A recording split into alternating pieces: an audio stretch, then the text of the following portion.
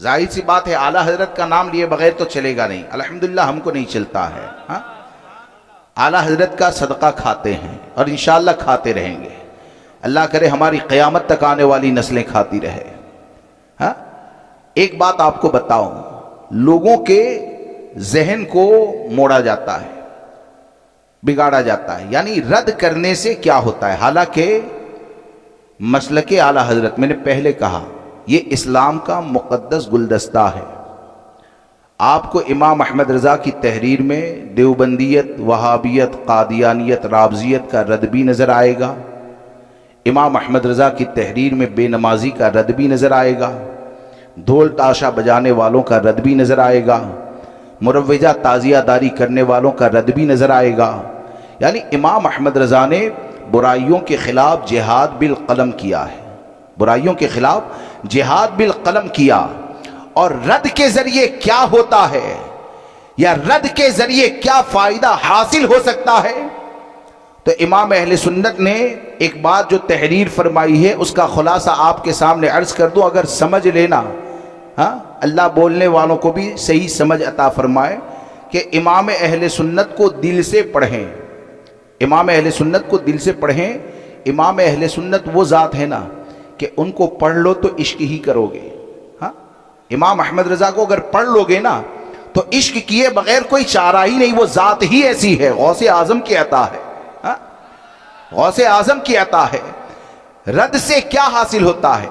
سرکار سیدی اعلیٰ حضرت فاضل بریلوی رضی اللہ تبارک و تعالیٰ نے ایک مقام کے اوپر تحریر فرمایا کہ جو عالم باعمل فرقہ باطلہ کا رد کرتا ہے، جو عالم باعمل فرقہ باطلہ کا رد کرتا ہے نا، تو اس کے حوالے سے امام اہل سنت نے فرمایا کہ ایک صوفی جو مجاہدہ کے ذریعے مقام حاصل کرتا ہے اس سے بھی اعلیٰ مقام اللہ رد کی بنیاد پر عطا فرماتا ہے، ہاں اس سے بھی بڑا مقام رد کی بنیاد پر عطا فرماتا ہے۔ پھر آپ نے ایک واقعہ تحریر فرمایا، علامہ ابن حجر عسقلانی رحمۃ اللہ تعالی ان کے حوالے سے یا کسی اور بزرگ، علامہ ابن حجر عسقلانی رحمۃ اللہ تعالی علیہ کے حوالے سے، کہ انہوں نے ایک واقعہ لکھا کہ ایک عالم کا انتقال ہو گیا۔ غور سے سنیے کیا ملتا ہے رد سے۔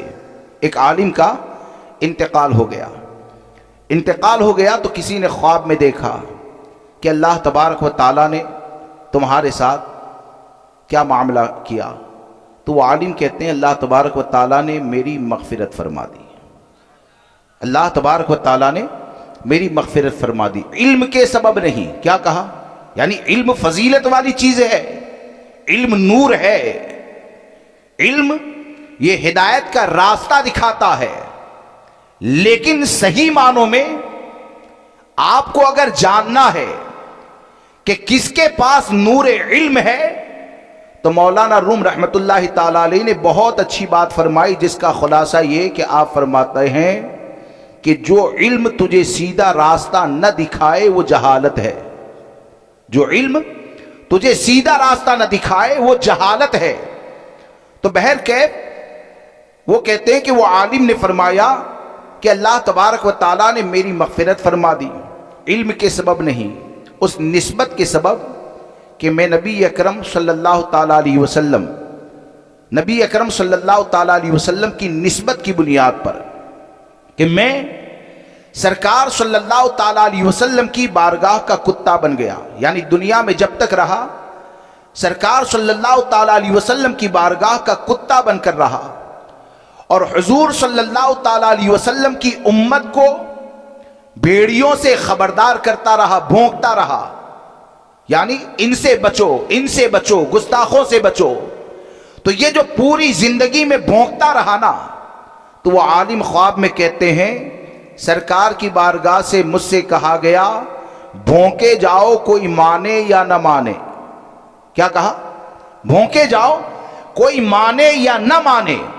پھر امام اہل سنت فرماتے ہیں کہ لاکھ ریاضتیں لاکھ مجاہد قربان، ہاں لاکھ ریاضتیں لاکھ مجاہد قربان، کہ ایک صوفی کو جو مقام مجاہدے کی بنیاد پر حاصل ہوتا ہے ایک عالم کو رد کی بنیاد پر اللہ وہ مقام عطا فرماتا ہے۔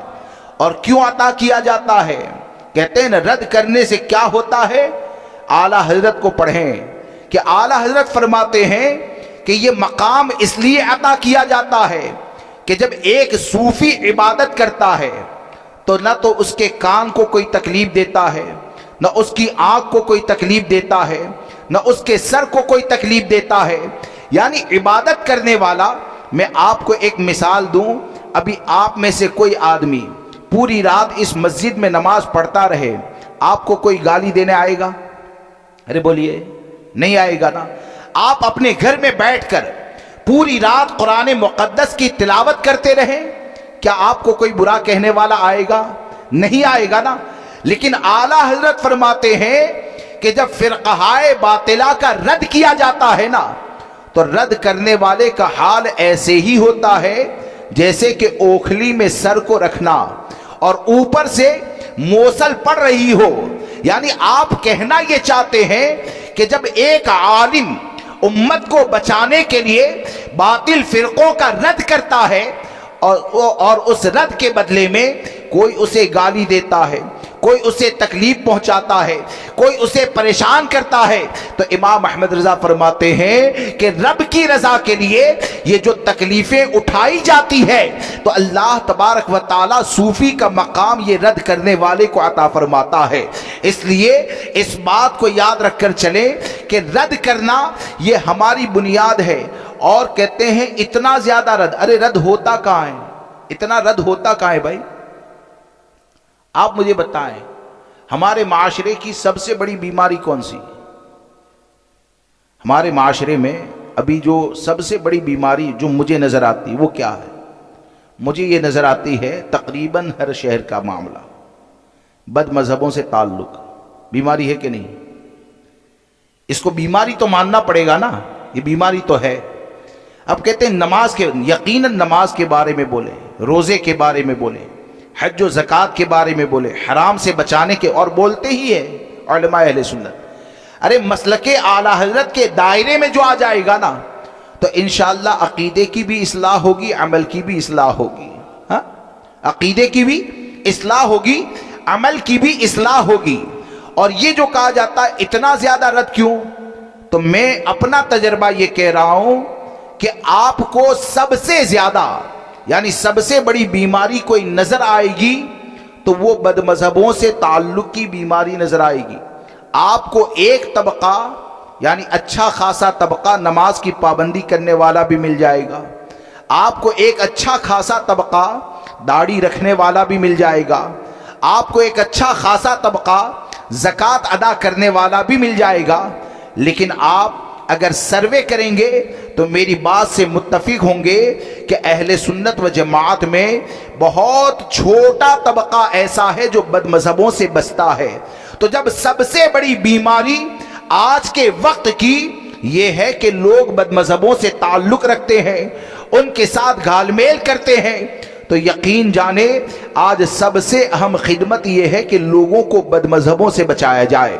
اگر وہ بد مذہبوں سے بچ جائے گا تو میرا تو ماننا یہ ہے کہ جس سنی کو آپ نے دیوبندی وہابی سے بچا لیا اور ہمیشہ کے لیے اگر وہ باطل فرقوں سے کٹ گیا نا تو انشاءاللہ یہ ایسا عمل ہے کہ دیوبندی وہابی کا بائیکاٹ کرنے والا کبھی بے نمازی نظر نہیں آئے گا۔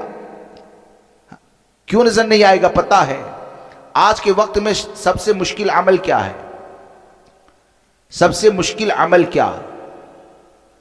سب سے مشکل عمل میری سمجھ یہ ہے کہ مکمل طور پر اندھیرا اجالا تنہائی گھر رشتہ دار کہیں بھی رہے، مکمل طور پر جو دیوبندی وہابی کا بائیکاٹ کرتا ہے نا تو یہ سب سے مشکل عمل ہے۔ کون سا ہے؟